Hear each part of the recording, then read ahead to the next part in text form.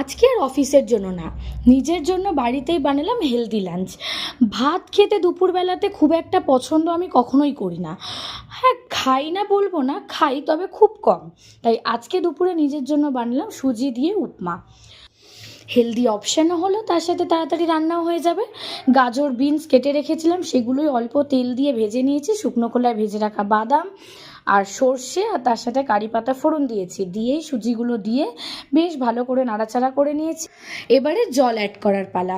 জলটা আমি এখানে 1 কাপের মতো ব্যবহার করেছি। অল্প অল্প করে একটু দিয়ে নাড়াচাড়া করতে হবে, আবার প্রয়োজন হলে তখন আবার জল দিতে হবে। এইভাবেই তৈরি করে নিলাম একেবারে ঝরঝরে উপমা। দারুণ খেতে হয়েছিল দুপুরের আমার লাঞ্চ। তার সাথে নিয়েছিলাম সেদ্ধ করা একটা ডিম। একটা ডিমকে সেদ্ধ করে মাঝখান থেকে 2 পিস করে নিয়েছিলাম। এটাই ছিল সব মিলিয়ে আমার দুপুরের লাঞ্চ। খেতে কিন্তু অসাধারণ হয়েছিল। ভাতের পরিবর্তে যদি এরম একটা খাবার থাকে, অসুবিধা কী? টাটা।